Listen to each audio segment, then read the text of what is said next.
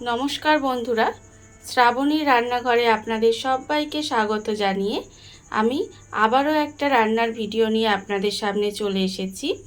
আজকের আমি আপনাদের ছোলার ডাল আর ডিম দিয়ে একটা নতুন রেসিপি বানিয়ে দেখাবো। আশা করি আপনাদের সেটা ভালো লাগবে। আর এই ছোলার ডাল আর ডিম দিয়ে যে রেসিপিটা সেটা আমি কিভাবে বানাই সেটা আপনারা একবার দেখে নিন। এই রান্নাটি করার জন্য প্রথমে আমি গ্যাসটা অন করে একটা কড়া বসিয়ে দিয়েছি। এইবারে আমি এর মধ্যে দেব জল। এখানে আমি বেশ অনেকটা পরিমাণে জল দিয়ে দেব। এইবারে আমি এর মধ্যে দেব ছোলার ডাল। এখানে আমার 150 গ্রাম ছোলার ডাল ভালো করে ধুয়ে রাখা আছে, সেই ডালটা কিন্তু আমি এর মধ্যে দিয়ে দেব। ছোলার ডালটা এর মধ্যে দিয়ে প্রথমে আমাকে খুব ভালোভাবে কিন্তু সেদ্ধ করে নিতে হবে ডালটাকে। ডালটা আমার এখানে খুব ভালোভাবে সেদ্ধ হয়ে গেছে। এবারে ডালটাকে আমি আলাদা করে ঢেলে রেখে দেব। আর অন্যদিকে আমি একটা মশলা বানিয়ে নেব। তার জন্য আমি নিয়েছি মিক্সিং জার। এবার এর মধ্যে দিয়ে দেব পেঁয়াজ।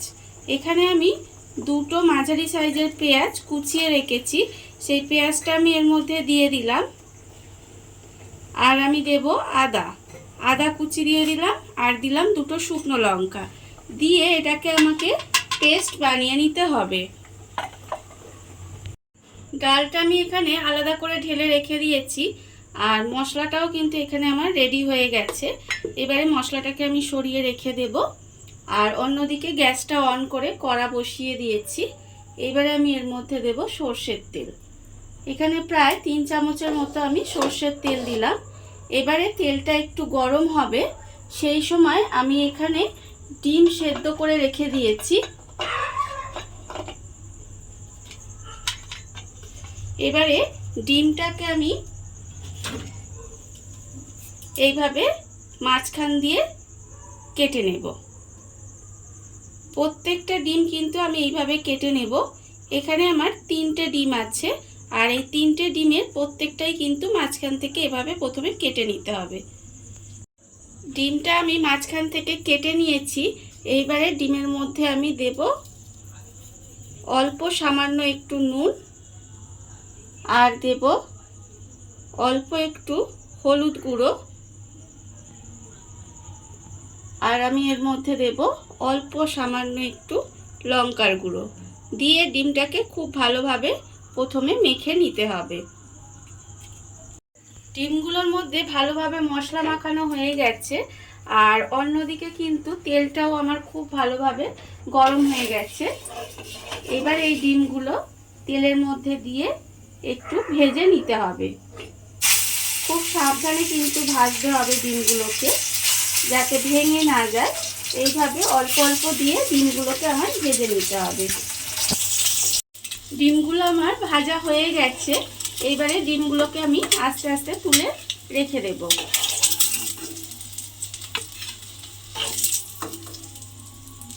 আর এই তেলের মধ্যে কিন্তু আবারও আমি যে ডিমগুলো আছে সেইগুলো দিয়ে প্রথমে খুব ভালোভাবে ভেজে নেব। ডিমগুলো আমার ভাজা হয়ে গেছে। ডিমগুলো আমি আলাদা সরিয়ে রেখে দিয়েছি। এবারে ডিম ভাজার তেলের মধ্যেই আমি রান্নাটা করব। ওই তেলের মধ্যে আমি দিয়ে দেব 1/2 চামচ মতো ঘি। এবার এই তেল আর ঘিটা একটু গরম হবে।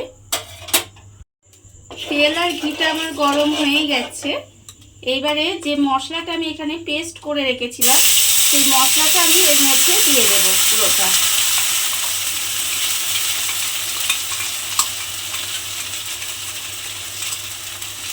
মশলাটা আমি এর মধ্যে দিয়ে দিলাম, দিয়ে আমি একটু মশলাটাকে কষতে দেব। মশলাটা আমার খুব ভালোভাবে কষানো হয়ে গেছে। এইবারে আমি এর মধ্যে দিয়ে দেব আন্দাজ মতো নুন, আর আমি দেব এখানে হলুদ গুঁড়ো 1/2 চামচ, আর দেব এর মধ্যে স্বাদের জন্য অল্প একটু চিনি দিয়ে আবারও কিন্তু খুব ভালোভাবে মশলাটা আমায় কষিয়ে নিতে হবে। সমস্ত গুঁড়ো মশলা দিয়ে খুব ভালোভাবে আবারও কষিয়ে নিয়েছি। এইবার আমি এর মধ্যে দিয়ে দেব টক দই। এখানে আমি 2 চামচ মতো টক দই একটু ফেটিয়ে রেখেছি, সেই টক দইটা আমি এর মধ্যে দিয়ে দিলাম। দিয়ে আবারও কিন্তু খুব ভালোভাবে এটাকে একটু কষিয়ে নিতে হবে। মশলাটা আমার খুব ভালোভাবে কষানো হয়ে গেছে। এবারে যে ডালটা আমি সেদ্ধ করে রেখেছি, সেই ডালটা কিন্তু ছোলার ডালটা আমি এর মধ্যে দিয়ে দিলাম। দিয়ে এবার এটা খুব ভালোভাবে আমাকে মিশিয়ে দিতে হবে। মিশিয়ে গ্যাসটা কমিয়ে কিছুক্ষণ কিন্তু এইভাবে রান্না হতে দিতে হবে। ডালটা দিয়ে প্রায় 5 থেকে 7 মিনিট মতো এইভাবে রান্না করে নিয়েছি। ডালটা আমার প্রায় হয়েই এসেছে। এইবার